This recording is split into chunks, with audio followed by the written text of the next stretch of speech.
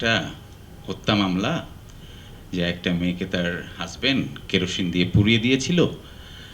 তার ২৬ জন সাক্ষী ছিল, একজন আই উইটনেস ছিল এবং মেয়েটি মৃত্যুকালীন জবানবন্দিও দিয়ে গেছে কি ভিডিও ক্যামেরার সামনে। আগে বলি কি? আমি যতটুকু বলি শোনো, এটুকু বলতেই হবে। তো মৃত্যুকালীন জবানবন্দিও দিয়ে গেছে। কিন্তু আরিফ ভাই ছিল আসামির পক্ষের লয়ার, যার কোনো বাঁচার চান্সই ছিল না। ফাঁসি হবে একদম নির্ঘাত। সেই ছেলেটিকে আরিফ ভাই বাঁচিয়ে নিয়ে আসছে। তখন আমি খুব ইন্টারেস্টেড হই এবং ভোর 8:30 পর্যন্ত ওনাকে আর ঘুমোতে দিইনি। আমি গল্পটা শুনি। গল্পটা শুনে আমি এরপর ওনাকে বারংবার ফোন দিয়েছি যে এটা কেমন, ওটা কেমন, ওটা কেমন। উনি বিরক্ত হতেন খুব। উনি একসময় মাঝে মধ্যে ফোন ধরে বলতেন, রাহান ভাই যদি আইন জিজ্ঞেস করেন তাহলে মাইন্ড করবো। সরফ শুনে তাকাইয়েছিল আমার দিকে, তাকায় একটা খুব বাজে স্ল্যাং গালি দিয়েছিল, যেটা এখানে বলা ঠিক হবে না। তো গালিটা দিয়ে বলেছিল, এটা কি নাটকের গল্প? এটা রেখে দাও, এটা সিনেমা করো। ছবি বানানোর ইচ্ছেটা জাগলো আসলে একটা ছবি দেখে। সেটা হচ্ছে উৎসব নামে একটা ছবি রিলিজ হয়েছিল লাস্ট ঈদে। ওই ছবিটা আমাকে ভীষণ ইন্সপায়ার করে, যে আমি তখন অনেক কনফিডেন্ট হই যে মানুষ এখন গল্প দেখবে। কারণ যখন উৎসব দেখেছে, এবং সেখানে আমি যদি আর্টিস্টদের কথা বলি, সে আমাদের সময় জাহিদ ভাই টাহিদ ভাই সব পুরনো আর্টিস্টদেরকেই দর্শক গ্রহণ করে নিয়েছে। তখন আমি খুব আত্মবিশ্বাসী হলাম, আসলে আর্টিস্ট ফ্যাক্ট না, প্রথম ফ্যাক্ট হচ্ছে গল্প। মানুষ যদি গল্প পছন্দ করে এবং আর্টিস্ট যদি খুব ভালো অভিনয় করে, সেই ছবি কেন দেখবে না? এই ট্রাইব্যুনাল খুব অদ্ভুতভাবে জন্ম ছিল। চিটংয়ে আমার একজন লয়ার আছেন, নাম আরিফ ভাই। তো আমি চিটং গিয়েছিলাম, সেটা খুব বিপদে পড়ে গিয়েছিলাম একটু। কোর্টের বারান্দায় দৌড়াদৌড়ি করতে হয়েছিল আমার এক বিপদে পড়ে। তো উনি ছিলেন আমার লয়ার। উনি আমাকে জেলে যেতে দেননি, উনি আমাকে জামিনে বের করেছিলেন এবং আমি একটি রাত ওনার বাসায় ছিলাম। আমার মনে আছে আমি সন্ধ্যায় ওনার বাসায় গিয়েছি এবং ওনাকে জিজ্ঞেস করেছিলাম যে আরিফ ভাই আপনার জীবনের শ্রেষ্ঠ কেস কি? তখন উনি আমাকে বললেন, বিজলি কেবলস এর স্কিন কোটেড ইনসুলেশন আগুন প্রতিরোধী। বিজলি কেবলস, নিরাপদ আজীবন। যে এরকম একটা হত্যা মামলা, যে একটা মেয়েকে তার হাজবেন্ড কেরোসিন দিয়ে পুড়িয়ে দিয়েছিল। তার ২৬ জন সাক্ষী ছিল, একজন আই উইটনেস ছিল এবং মেয়েটি মৃত্যুকালীন জবানবন্দিও দিয়ে গেছে কি ভিডিও ক্যামেরার সামনে। আগে বলি কি? আমি যতটুকু বলি শোনো, এটুকু বলতেই হবে। তো মৃত্যুকালীন জবানবন্দিও দিয়ে গেছে। কিন্তু আরিফ ভাই ছিল আসামির পক্ষের লয়ার, যার কোনো বাঁচার চান্সই ছিল না। ফাঁসি হবে একদম নির্ঘাত। সেই ছেলেটিকে আরিফ ভাই বাঁচিয়ে নিয়ে আসছে। তখন আমি খুব ইন্টারেস্টেড হই এবং ভোর 8:30 পর্যন্ত ওনাকে আর ঘুমোতে দিইনি। আমি গল্পটা শুনি। গল্পটা শুনে আমি এরপর ওনাকে বারংবার ফোন দিয়েছি যে এটা কেমন, ওটা কেমন, ওটা কেমন। উনি বিরক্ত হতেন খুব।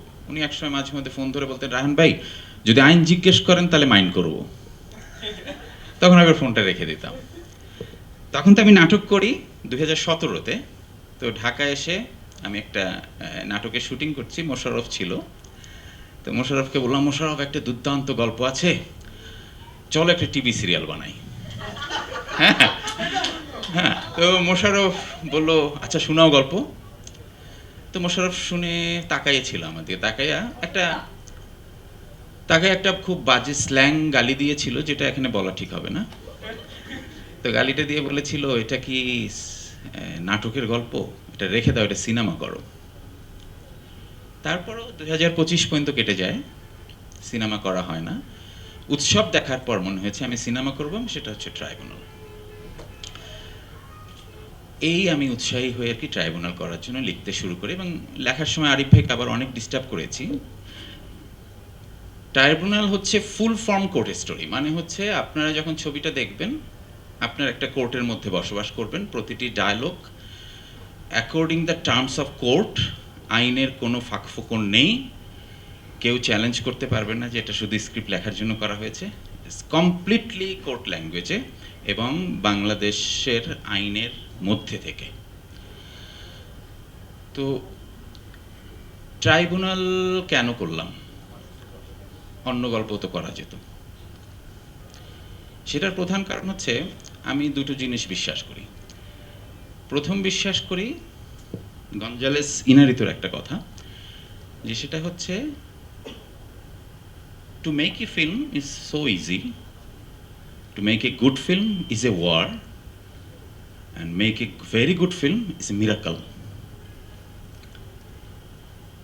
আরেকটা জিনিস বিশ্বাস করি, সেটা হচ্ছে যে ভালো সিনেমা আসলে কি। আমি মনে করি ভালো সিনেমা মানে হচ্ছে বেশি মানুষের দেখা সিনেমা। আমি এটা বিশ্বাস করি। এখন আমি বেশি মানুষকে দেখানোর জন্য আমি একটি ভালো সিনেমা বানাচ্ছি। আমি যতটুকু পারি সেটা হচ্ছে আমি একটা ভালো গল্প, একটা ভালো মেকিং, যারা ভালো অভিনয় করে এরকম কাউকে কাস্ট করতে পারি। আমি কিন্তু খুব ভালো সিনেমা করতে চাই, যেটা হচ্ছে মিরাকেল। সেই মিরাকেলটা কিন্তু ঘটিয়ে দেবেন আপনারা। এটা আপনাদের পক্ষেই সম্ভব মিরাকেল ঘটিয়ে দেওয়া। আপনারা যদি চান ট্রাইব্যুনাল কোটি কোটি দর্শক দেখবে, যদি আপনারা মন থেকে চান, এটা আমি বিশ্বাস করি। কারণ আপনারা মানুষের, দর্শকের সবচেয়ে কাছের, আমাদেরও কাছের। আপনারা আমাদের ট্রাইব্যুনালকে, আমাদেরকে একদম মানুষের ঘরে ঘরে পৌঁছে দেবেন, এটাই আমার অনুরোধ। আমি আপনাদের কাছে একটা কমিটমেন্ট করছি, যে আপনারা তো অবশ্যই প্রিমিয়ার শো দেখবেন। আপনারা যদি কেউ হতাশ হন, তাহলে এটা নিয়ে এক লাইনও লেখার দরকার নেই। আর যদি আপনারা স্যাটিসফাইড হন এবং আপনারা যদি তালি দেন, তাহলে আপনারা লিখতে বাধ্য। এটা আমার দাবি। Thank you very much. আপনারা আমার জন্য দোয়া করবেন, আর ট্রাইব্যুনালের জন্য দোয়া করবেন। ইনশাআল্লাহ আমরা ভালো কিছু করব।